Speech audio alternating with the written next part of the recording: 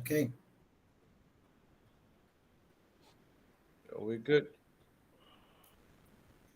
Greetings, greetings, greetings, my people. What an exciting time because guess what? Joga Afro is back. And it's all about love for Africa and it's all about love for football. Mind you, I must be very clear. We don't just discuss African football here, but all the football that we do discuss, it is from a strictly African perspective. And I have two gentlemen here who are experts. One of them is a top class journalist. We'll forgive him for being a Super Eagles fan, but it's no problem. He is the man. He is the one. He runs one of my favorite pages on Instagram, which is Football in Pigeon, and his name is Akpos. Akpos, talk to us, my brother. How are you? Mbizo, my brother, thanks for having me on the show once again. And it's always exciting every time I'm talking about football with you and also with my brother Shad and every of the gentlemen on the Joga Afro WhatsApp group and also the Joga Afro social media platform. So it's always interesting to always, interact with my brothers about football, even when we are disagreeing. It's always fun. It's always banter. It's always a team. Because right now we know how heated it was for us during the Afcon where it was Bafana versus the Super Eagles. So it was amazing. So it's good to actually come back and relive all of those experience, all of those moments, the banter that was going back and forth. So it's an interesting one.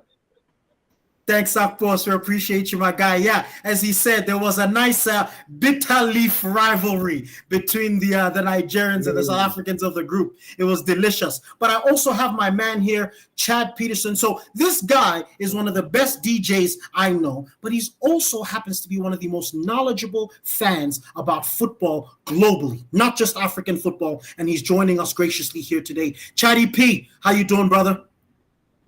I'm blessed to be back. I came full spirit. Full spirit. My ancestors are with me, Bala.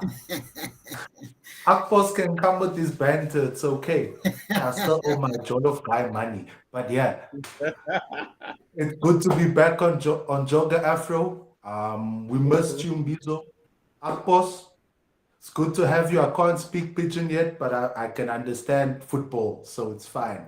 So it's fine. So it's Regards to fine. the fans, welcome back. We here. We here, baby. We here. And before we go any further, I'd like to ask you guys to hit the like button, to hit the subscribe button, to comment, to do all that, the whole shenanigans, the whole nine. You know what I mean? You guys know this thing a lot better than me. I'm all about the football. In fact, in the time I've been gone, I actually contracted a big man, Wesley DZ Shees, DZX, as my social media manager, and actually all these wonderful posts you've been seeing from me, I cannot claim the credit. I'm the content, but I'm not the brains behind the operation anymore. It's now my man Wesley DZX who's on the wings, and I just wanted to give him a shout out and a big up for all the incredible work that he's been doing. Gentlemen, let's get straight into it because I don't want to hold you and I don't want to hold our people. Akpos, tell me My how you have brother. reflected on this Afcon. Tell me how you feel on what I believe has been the best Afcon we have ever seen. I even needed time to cool down before we come back and we talk about it My bro, because it bro, has I, been I so hot. Talk to me, brother. bro, just like you, I had to take a couple of days off because it was energy draining. It was a roller coaster. It was one that was filled with emotion of joy and pain at the end as a Super Eagles of Nigerian fan for me. So, but for me, how would I say, like, just like you started with at the very start of this show. I'm of the school of thought, same school of thought as you, as this was one of the best, if not the very, for me, I would say the very best footballing tournament I've watched since I've been a football fan. I think it was one that was very difficult to predict. We Mhm. saw two teams who ended up at the finals. Yes, Ivory Coast were tipped as one of the favorites because of the fact that they were the host and also looking at the quality of players they had in their roster going into the Afcon. But for me, as a Nigerian, I would not say I was confident about going all the way to the final at the start of the Afcon because for the last couple of years, we've seen that the Super Eagles have not been what it really used to be.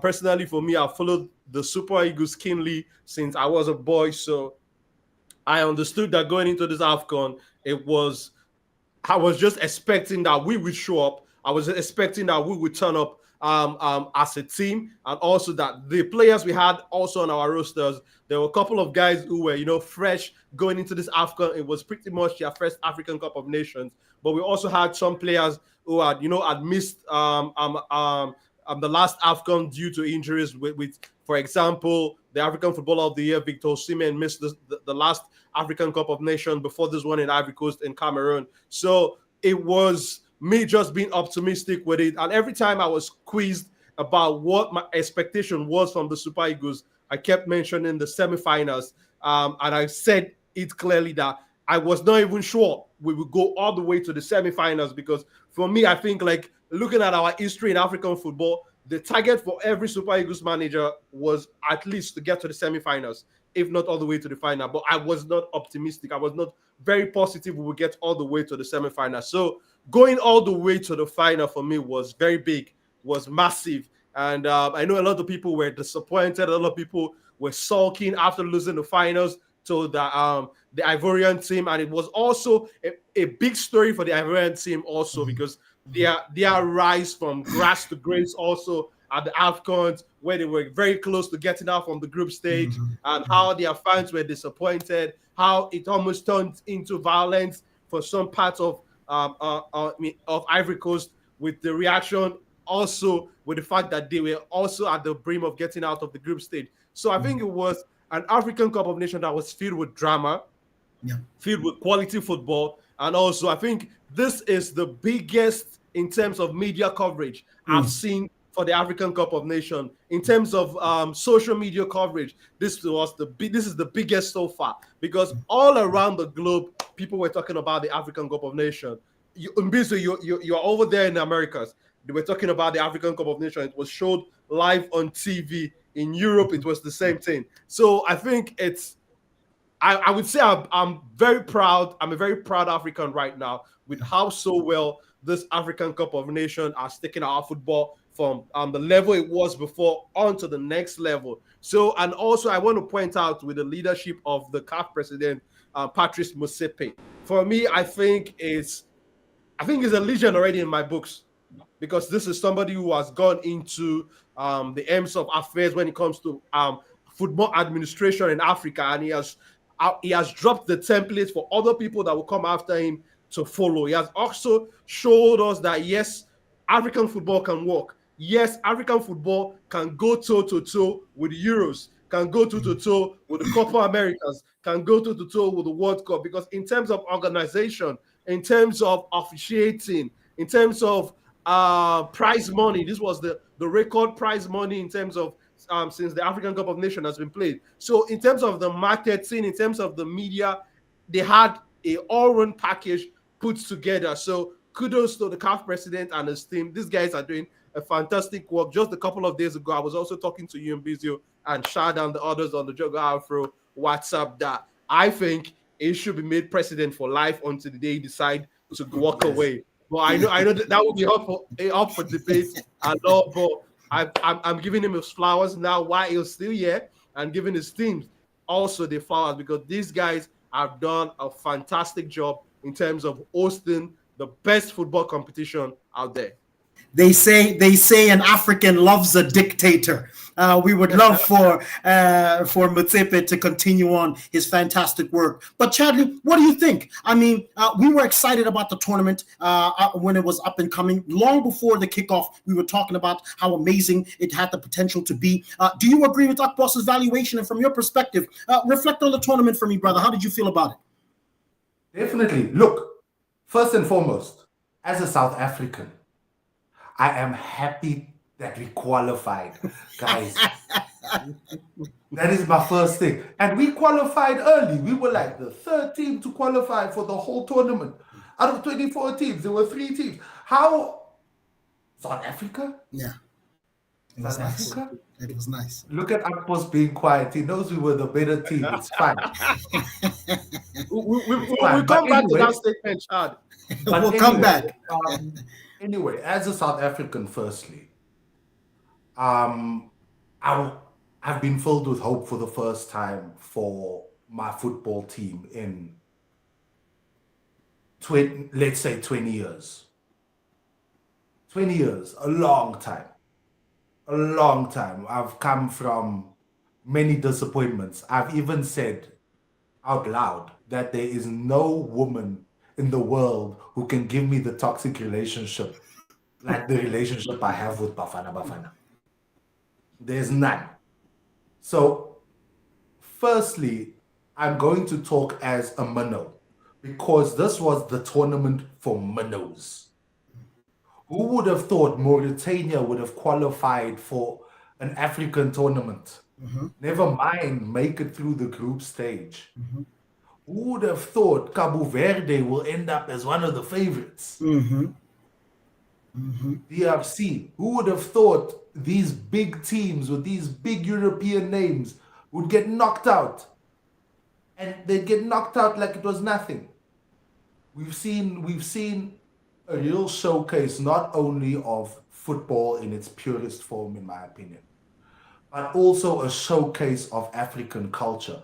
As Akpos mentioned, the social media coverage, the media coverage was amazing. From seeing Ikwijo to seeing, we walking out, we're ready for battle, to seeing the crowd interaction, to seeing how people were just celebrating on the Ivorian streets.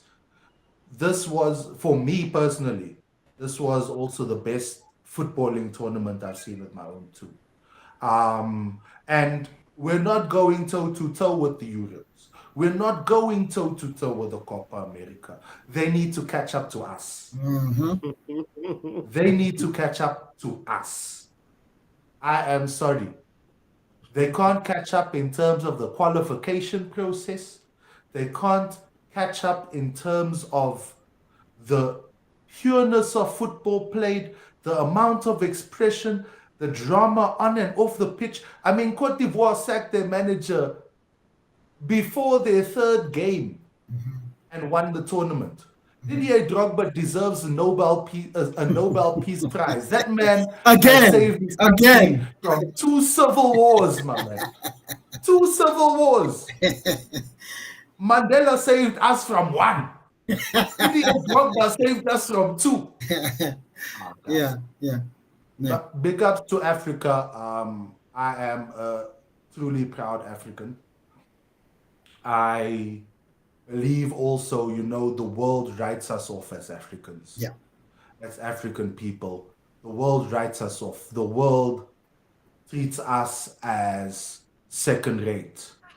Wherever an African goes in the world, an African is always seen as lesser. And we, using Afcon, have proved to the world that, look here. Look at us. We're here. That's a perfect segue, actually, Chad, into something I wanted to explore, because I absolutely agree with both of you gentlemen. For me, and we love football. We watch everything, including youth tournaments. We watch anything we can lay our eyes on. Right. And for me, this has been the best, most entertaining tournament that I've ever seen, the richest in terms of socio-culture and the way that it has been covered. It has demonstrated the diversity that Africa has that no other continent can compare with. And there's so many different facets, so many different rivalries that other continents, other nations cannot compare with. Yes, we know that there are big rivalries in South America, but the biggest is what? Brazil, Argentina, right? But in Africa, you have about 10 of those level of rivalries, right? And they always expand from well beyond the football pitch to even things as hilarious and small as who makes the best jollof, to as serious as honestly, to as serious as our politics and how these two nations used to interact or have been to war or whatever the case might be. So I absolutely agree with you, gentlemen. But despite the quality, despite the action, despite the quality of goals, despite the drama, despite all the ingredients that football fans around the world claim make football great, claim make the Premier League amazing, claim make the World Cup amazing. Despite Africa having all those things in droves, we are still receiving criticism. There's still people saying, oh, the quality was low. There's still people saying, oh, it didn't have this, it didn't have that. So, Akpos, my question to you is, people like Jerome Roten, who claim that the quality of the football was low. I know he and Emerson had some words that they exchanged. What would you say then to critics who come and say, no, Afcon was still low quality? How would you respond to that? My response to people who would make such utterance would be very simple. We have players playing in all the best leagues in Europe, all the best leagues, all the best clubs in Americas, all the best club, whatever you want to name it, you will see an African footballer playing there. And I think we saw what happened at the Nations Cup there. It's not necessarily the names you have on the rosters. It's if your players are going to show up on game day. And I've heard a lot of people, talk about how to do it in a cold night in Stoke and all of that. But for me right now, it's if you know you can play football, are you going to be able to do it in the heat of Western Africa? So for me, I'm just Mbizo, some of the thoughts we've shared during this Afcon. For me, I'm pushing for Africa to actually, host a World Cup during the same time of the year where we play the African Cup of Nations. Let's see how tactical you would be during the heat. Let's see how tactical you would be under this very difficult weather condition that our players playing, because when we go to the World Cup, we play in different climate condition that it's particular to that very continent and country hosting. So I'm looking forward to hear some of these guys coming into the heat of Africa and coming to play it under the same condition and see how very tactical your football would be. Because if you would say that the tactical side of the game was not there, I would tell you that you are you must be telling a very big fat lie, because we saw how teams were very tactical. We saw, let's say, a team like the Super Eagles of Nigeria. Exactly we went into the Afcon with a different set of formation, different set of play. But after the very first game, we switched into a back three, and you could see that was one of the teams that were very difficult to break down in terms of breaking down their defense. So how can you say there were no tactical side of play? There was no tactics. We saw how the Ivorians also switched their style of play under the interim manager that went all the way to bringing the trophy for the host nation. So for me, I think a lot of people are undermining the tactical side of African football,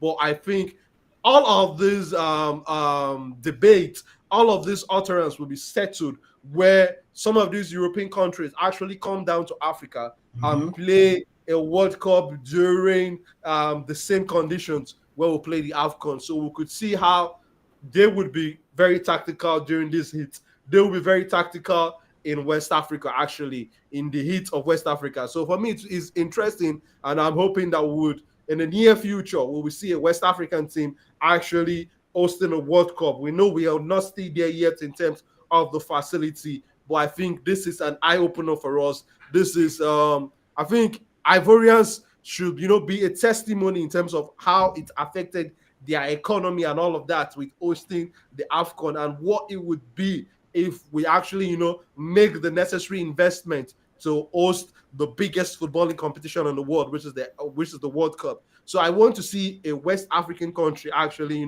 go out there, put the work done, get the work done, and put in this bid to actually bring in the rest of the world to Africa, and let's see how these so-called very tactical European teams will be able to do it during the heat for me. Yeah, absolutely.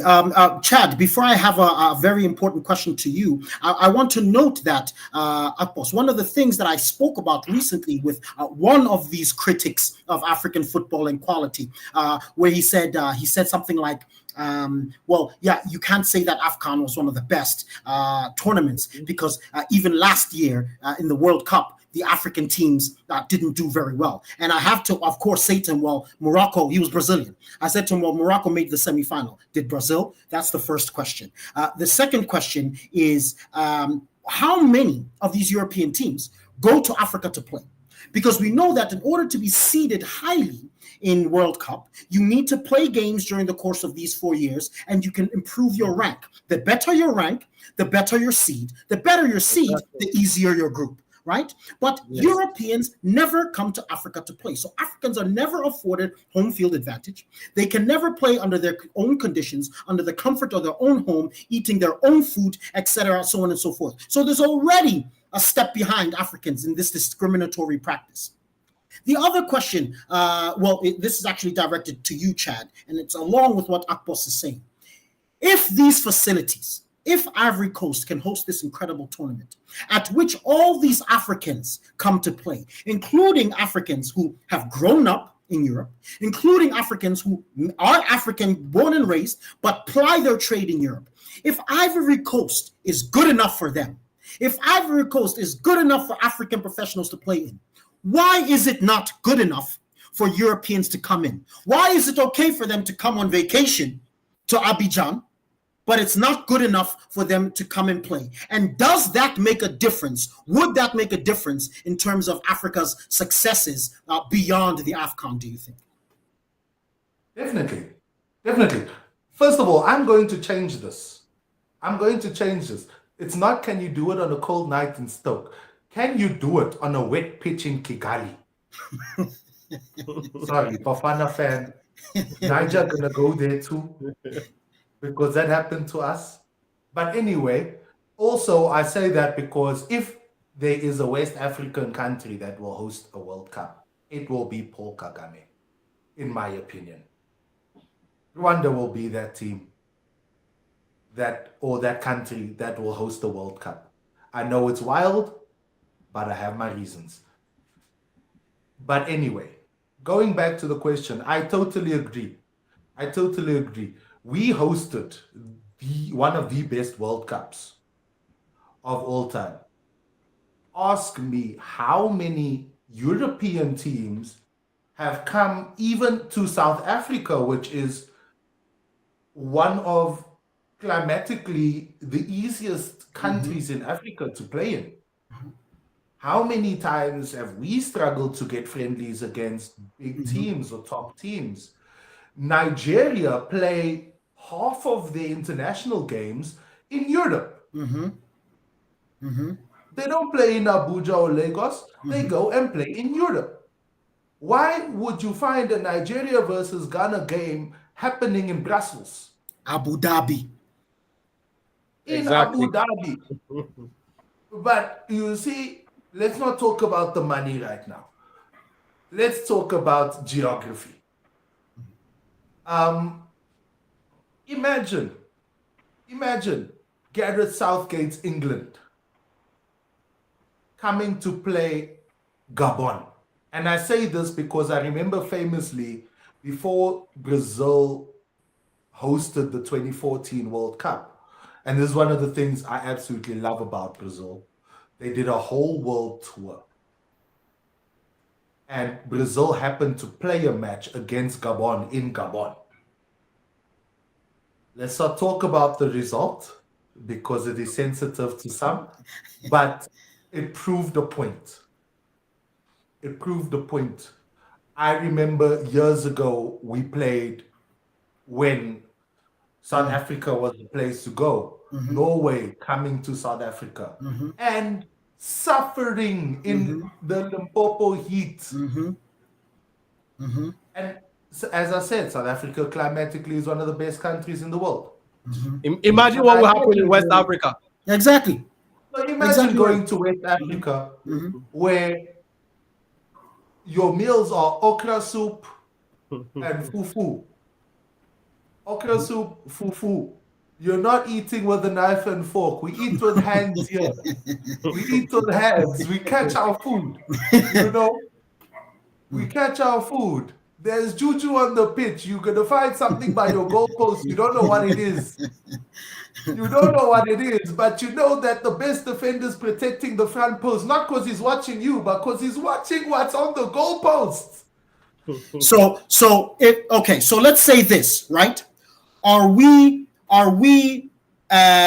prepared to say that our players perform better in Afcon in a general sense than they perform in other world competitions because of the comfort of being home, because of the familiarity of being on the African continent, having your fans nearby, your family nearby, so on and so forth? Are we prepared to say that we could produce similar levels of football if World Cups and other world tournaments happened in Sub-Sahara?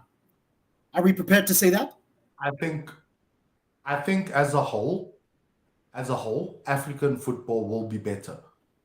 As a whole, our African players will be more comfortable to come. But if I look at it now, our big challenge is where our allegiances lie. Because if you look, for instance, at a Mohamed Salah, who in Liverpool is near God status, but he can't create those same or recreate those same levels of performances for Egypt. If you look at, I'll use an example, Victor Osimhen, and I'm using him as an example, Akpos. Please don't kill me. Please. I'm very safe and very comfortable and very beautiful and I have a long life to live. But Victor Osimhen, banging goals left, right, and center in Naples. How many did he score in Afcon?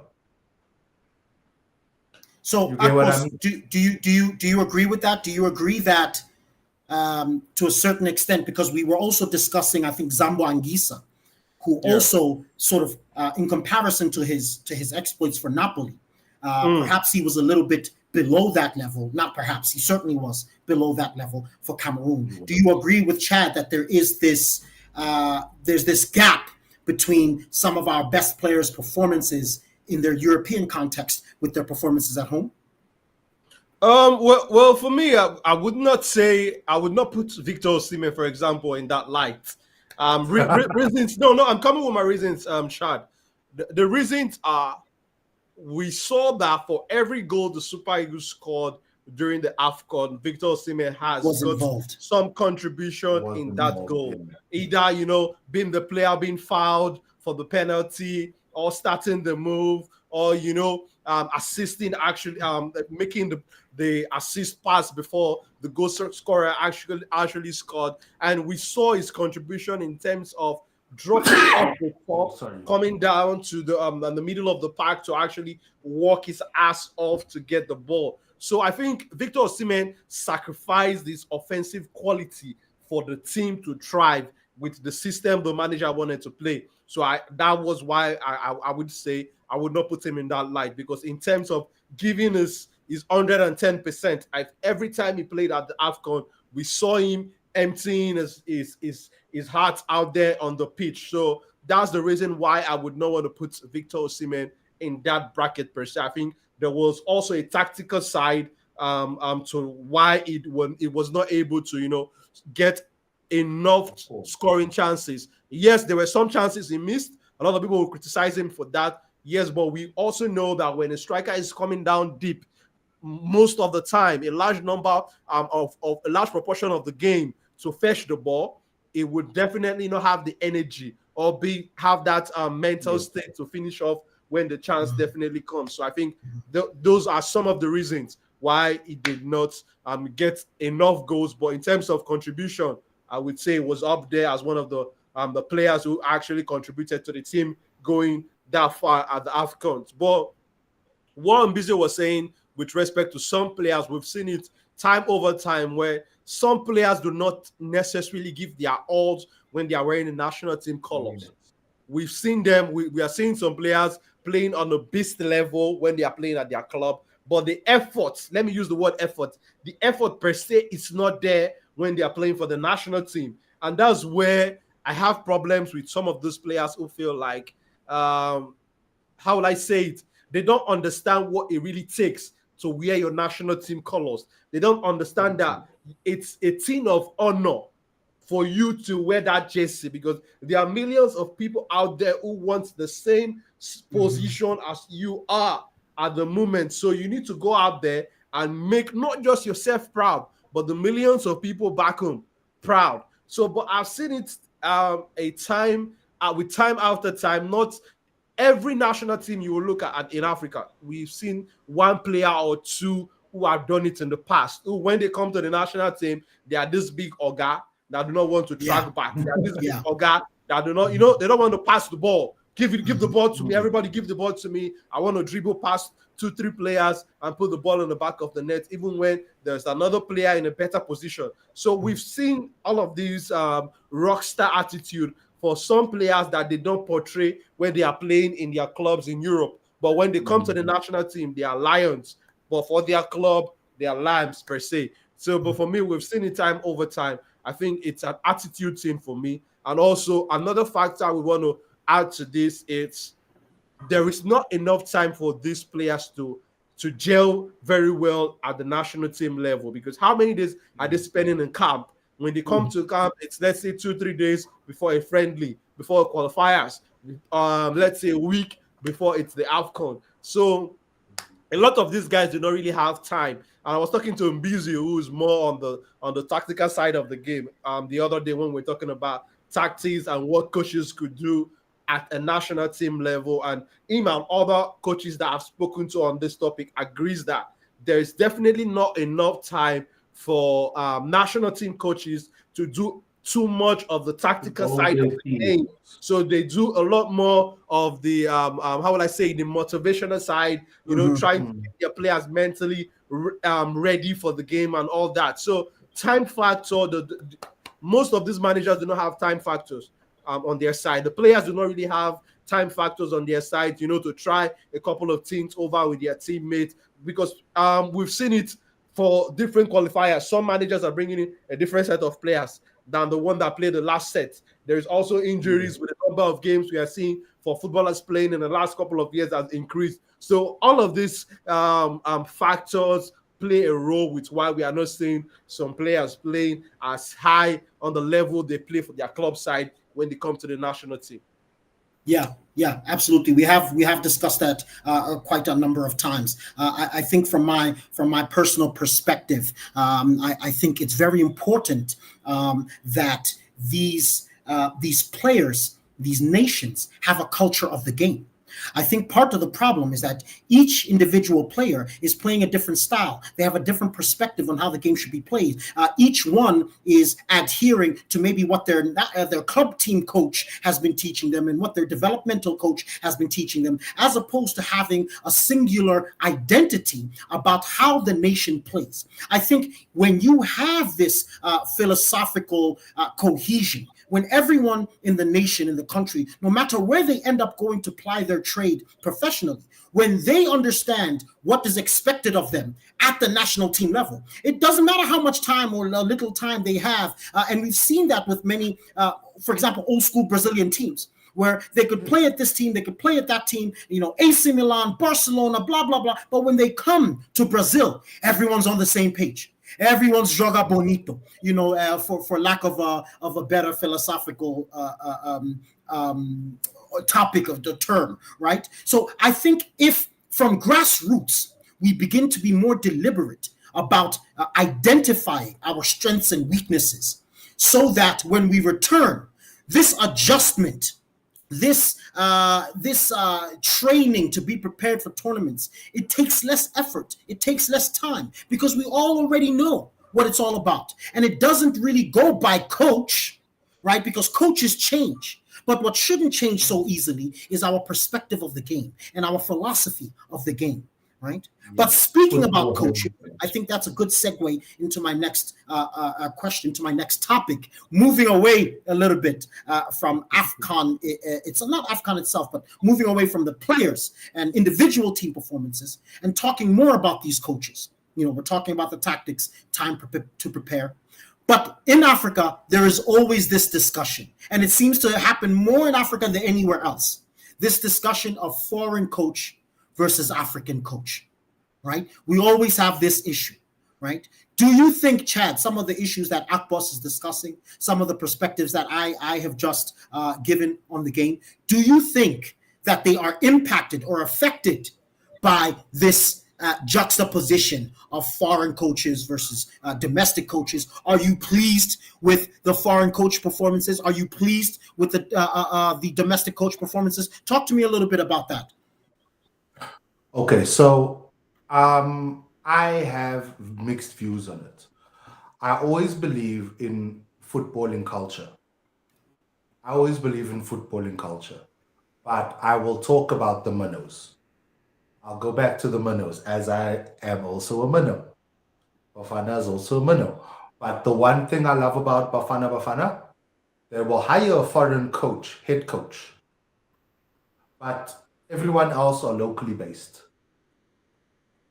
Everyone else around him is As in the staff, the coaching staff. Okay. Everyone else around him is locally based. That's why, for instance, Bafana did not hire Herve Renard when they could have. Because Herve Renard said, I want my own team. Safa said, no, you must develop our coaches. Our coaches must learn from you. Sorry. I don't know what it's like. With Jose Pesero. But if it, for the benefit of the nation, yes. The Gambia coach was amazing for me. But also, the over-reliance on foreign coaches is detrimental to African football as a whole. We need to develop our own coaches. We need to develop our own coaching education. And as you mentioned earlier, culture is important. If I am a scout and I want a Nigerian player, I must know what to expect from a Nigerian player. I must know Nigeria is going to give me a striker, this kind of striker. That's why I want him. If I want a South African player, I want a tricky winger who can run the byline or who can be quick with his feet. You know, I should look for identity, and I should know that when we come together, as you've mentioned, when we come together as a nation. And I want to bring up the point of, I'm going to ask this question. Even though I'm not the host, I'm sorry, host. Ask, please, my brother. Ask. I'm not a dictator in my capacity here, only in the WhatsApp group. But I'm going to ask this question because I feel this is where the dual national citizenship story comes in. We take a boy who has been educated in England. He gets a start for Liverpool. He plays 10 games for Liverpool. Let's just say, for instance, you find he's born English. But his parents are Nigerian. This is the most common example. His parents are Nigerian. Nigeria calls him up. What then? So Akpos, I think I'll let you answer that question. And, so talk a little bit about the foreign-born players, as well as these foreign coaches. I mean, of course, Nigeria has a foreign coach. So speak to me a little bit about your perspectives on both of these issues here.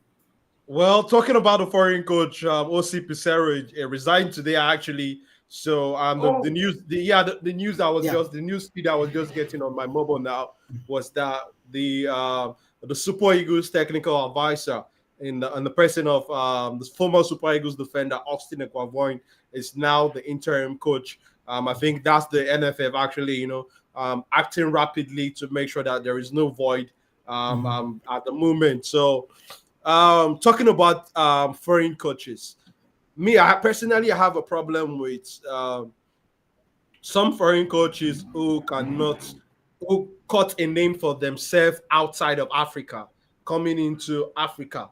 You understand? Because we've seen it happen time over time where one man I was interviewing the other day was saying there are some coaches that are not up to the level to coach national teams in Africa coming to actually upgrade their CVs, their resumes, and with the African national teams and going back. And he thought that OC Pissarro was, what in quotes, one of those coaches. So for me, I think if you must bring a foreign manager, if you must bring a foreign coach, it has to be somebody that has the know-how when it comes to African football, because you don't just bring in anybody because they are good. Is the person willing to work with the challenges that it would face in terms of football administration in Africa? Because a lot of times some people have even said, if you bring the likes of Klopp, the likes of Pep, the likes of Jose Mourinho, so some African countries, I would not want to mention names, and in that sentence, they would actually fail woefully because of what the football administrators would bring to the plate. And I think there's a big gap there in terms of football administration and how not so well we've been doing in the last couple of years. I think that our growth has really, stagnated. We are supposed to be on a different level right now. So I think football administration has got a role to play, but I think they are the ones who actually go out there and bring in these managers. So they definitely need to go out there and bring in a manager that understands African football, a manager that understands the philosophy of the country. You talked about how with Brazil, wherever you are playing, when you come to the national team, you understand that this is the way the Brazilian national team play. But football administrators in Africa have, how would I say, lacked in their responsibilities to tell these foreign managers that you don't just come and bring in your style. You come and work with the foundation we have already on ground. You come and work with our templates. You come and work with our framework already. So I think we've seen different managers come in and bring in their different style. The next one comes in, bringing a different style, and the football identity of that national team is lost on the journey. Yeah, absolutely. Absolutely. Look, I feel both of you, and I completely understand where each of you is coming from. I feel very, very strongly on this topic, and I've expressed it a few times. I saw a statistic, a bit of information the other day, that no foreign coach has won the World Cup with a team. So every winner of the World Cup, I said that poorly, but every winner of the World Cup has won with a coach of that same nationality of the winning team. Yes. Okay. And I think that is very telling. And I have a very specific example, and I think this is the perfect platform to express my disdain for Hugo Broos. And I don't have any problems saying this with my full chest. I do not like that man. I do not like him for South African football. I do not like him in African football. I find him arrogant, condescending, and borderline racist. He had the audacity to say the other day on an African program, on one of South Africa's largest program, one of Africa's largest programs, Soccer Africa, that African teams cannot win a World Cup playing with African style. And he spoke specifically about South Africa, saying that South Africans cannot be successful playing with the South African style. If we play like we play in the PSL, which is one of the best leagues in the continent, where the champion of Africa resides, multiple champion of Africa resides, that if we play like that, we cannot be successful. With the ignorance of the fact that when we won in 1996, our sole win of the Afcon, yes, Akpos in Nigeria's absence, but when we won the Afcon, we were playing as South African as it gets. It was so completely South African. Most of the players were domestic players. We had a South African coach. We were everything South African, and that's why. It is for that very reason that we were successful, because we stayed true to our own roots. We stayed true to our own strengths and our own philosophy of the game. Which, by the way, today, one of the reasons why we struggle is because many of our coaches, in their attempt to Eurocentricize our football, have gone away from that. We don't have a strong identity anymore in South African football. Unlike many other countries, like, for example, Senegal, who stays very true to their African roots, who has an African manager, and has thus become one of the most successful tenures of any African coach on the continent. Not just because of the wins, but because of the style, the dominance. Even when they lose, they dominate teams, this Senegal team. right? And then the other thing that he said, which annoyed me even more, was talking about Center City, Johannesburg, and how the reason why he loves Johannesburg and South Africa more than Cameroon is because it doesn't look African. He said the reason why he's comfortable in Sandton is because if you took someone and blindfolded them and took them to South Africa, to Johannesburg, to his neighborhood, they wouldn't think it was Africa because it doesn't look like Africa. Well, what the hell does it look like, Bruce? Because it is South Africa. It is Africa. So now my problem with foreign coaches isn't that they shouldn't coach or that they aren't welcome, because a good coach is a good coach no matter where they come from. My problem with particularly European coaches is the perspective, which is very, very common among them, that they are superior and we are inferior. The very common idea that they're going to come, they're going to change our style, and we should play like them in order to be successful, which is exactly the opposite. If my friend Wesley, my incredible social media manager, he and I joked that if a coach came to Brazil and came and told Brazilians that to be successful, they mustn't play like Brazil, he'd receive death threats. He'd receive death threats because it's an outrageous thing to say. The only way in which you can be truly successful is if you stay true to yourself. This, by the way, coming from a Hugo Bruce, who's from where? He's from Belgium. How many Belgium have? How many countries does Belgium have? Who should we play like? When was the last time they won the Euros? I can't remember. The last time they got anything note, right? Exactly. This is their golden generation now in 2024. Nigeria we've had our golden generations in the past. South Africa has had their golden generation in the past. Belgium is late to the party. So for him to come to the continent and have that kind of arrogant attitude, which I believe many European coaches come in and share, that is my problem with foreign coaches, not the fact that they are foreign. Because, for example, when we've brought in very successfully South Africa, Brazilian coaches, and they were very successful because they didn't come with a condescending mentality. And our footballs are similar. Our styles, our socioeconomic circumstances, all of the above are so similar that they came in and that they were able to adapt their coaching perspectives for us and for what we want to do. Do you understand? So that's my thing there. All right. Gentlemen, on that note, unfortunately, we are going to have to start to close because, we don't want to hold our fans for too long. So, gentlemen, I'm going to ask you for your closing remarks, and I'm going to begin with you, Chad. Any last thoughts, any last feelings, any last words of encouragement for Africa and where we should be going from here? Try to keep it brief, please, my brother. You Africans, you love a podium. Go on. Well, in short, Afcon has showed us as Africans we can do it. Whatever it is, young Africans, not so young Africans, middle-aged Africans, old Africans, we can do it. We need to just believe, and we just need to apply ourselves, and we can take over the world. On that note, this is Joga Afro. It's been a pleasure to be here. Thank you, Mbizo. Thank you, Akpos. Thank you, Wesley. Obrigado. Muito obrigado. Until the next time. Akpos, now from you, my brother. It's always a pleasure to have you. Any last thoughts? How do you feel about African football moving forward? How can we use this Afcon as a springboard to the future?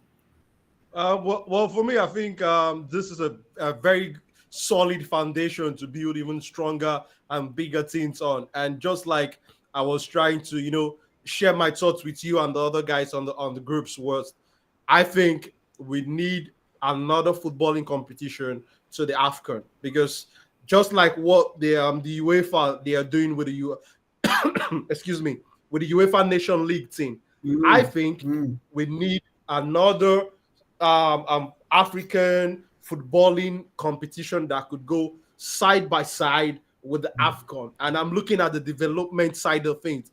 That would bring massive development where these teams could, be playing home and away games, and at the end of the day, they do it like a final kind of thing. And at the end of the day, something like they do with what's it called, the UEFA Nations League. So I hope that because as fans, there is a large market still yet to explore with African football. There is talent untapped. So I think these platforms need to be put in place, because we African national teams do not play enough friendly games. Instead of playing some of these friendly games in Europe, like we talk about, in the East, like we talked about, why not organize a different competition that we could be going home and away, where would bring more facilities and development to Africa? That, I think, we still have a lot of things to discuss on what's next for Africa in terms of African football. But thanks for having me on the show.